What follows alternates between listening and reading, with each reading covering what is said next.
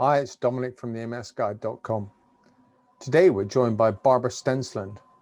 She has had MS for quite some time now. I think she's had alemtuzumab, we'll check when we talk, a few years ago now, which is Lemtrada. The interview with Barbara starts now.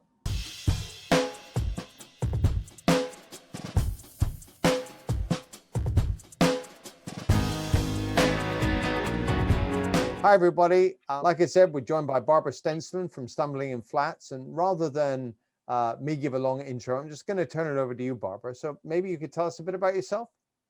I was diagnosed with MS in 2012 and given 3 courses of alemtuzumab.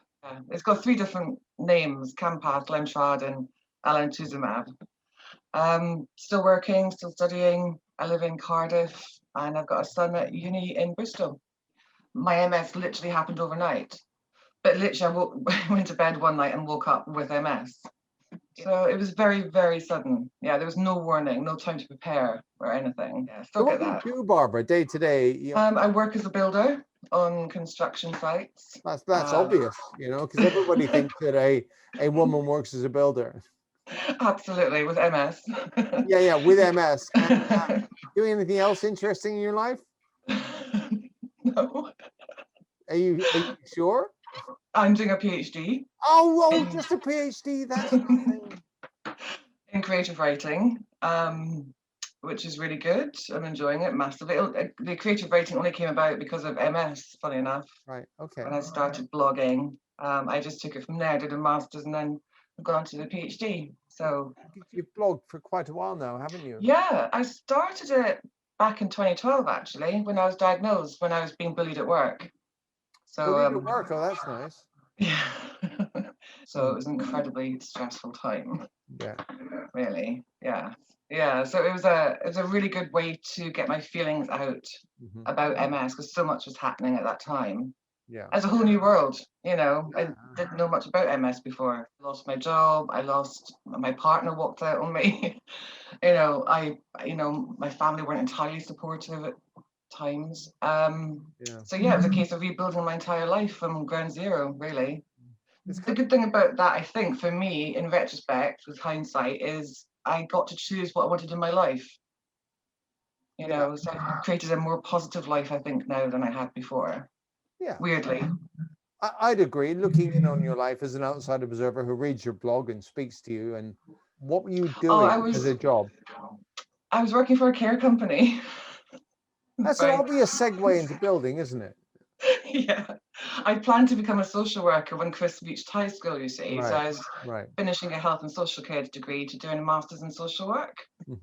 But obviously that didn't happen. So, because I thought I'd get experience at a care company while I was studying.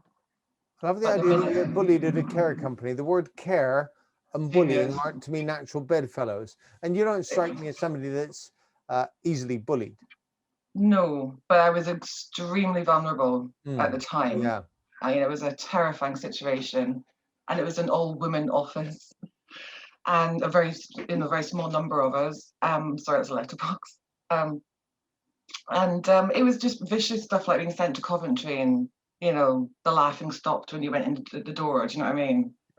Being sent to Coventry is when everybody just goes silent and nobody talks to you, and all of a sudden it's like, have I, do I smell? What's wrong? It's just but it's just a method of it's the English, British, whatever way of communicating to somebody that they are, as we say, PNG, persona non grata. Absolutely. And then when that didn't work, I think they wanted me to leave of my own accord. It was just out and out. I got stripped of all my duties. And I was called into the office one day and sacked on the spot. For what? Because what did they say to me? What was it? I was a danger to myself in the office, apparently. Oh, okay. That pretending to care whilst giving you the bullet. Okay. Yeah. So it's they suddenly asked me to drive to an office that was an hour and a half each way, which made me and I sort of started digging my heels in, and then wow, you're redundant. So I'm the only person in the company. They had to make a redundancy, and I was it. Yeah. And so it was a case of, this is my lawyer. He'll talk to you from now on. Yeah. And took, I took mine to it court. settled out of court, but I ultimately won because I thought, you just can't treat me like this. Yeah, mine. I found a lawyer, an employment lawyer with MS. Funny enough, and did you roast them? Yes. Excellent. Absolutely. Yeah, it was good, and I like the fact that, because it's a very local company, and weirdly enough, 2 of them got back in touch with me a couple of years ago, wanting to reconcile and stuff, because I didn't have to sign a non-disclosure agreement, so I could still talk about them quite publicly if I wanted to, but I never have. I could name and shame them. So yeah, success is the best revenge, isn't it? Yeah, and it's always sweetened with a few quid. Oh God, yeah. We went to New York with it, so it was great. I took Chris because I used to live in Manhattan, so I wanted to show Chris where I used to live. Yeah. Oh, I remember it was back in the mid-90s, and I was, relatively young, and I got 16 grand out of the lawyer's fees, and I at that age felt like I had, I felt like I'd be pouring money over myself, and it was just woo. Yeah, it definitely helped.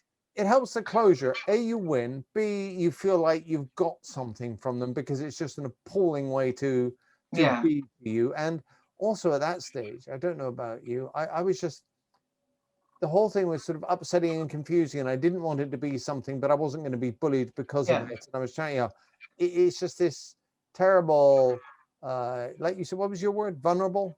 Yeah, I was extremely vulnerable. Yeah. Well, so was I think.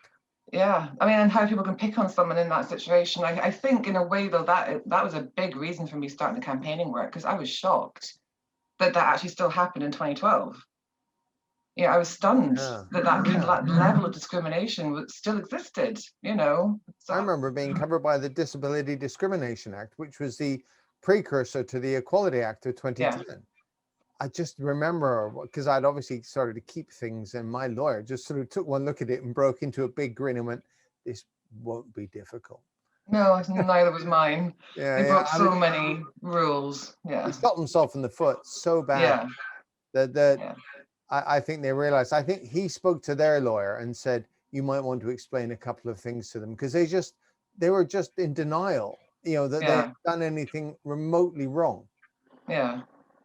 Yeah, but it was he helped them to see that they had.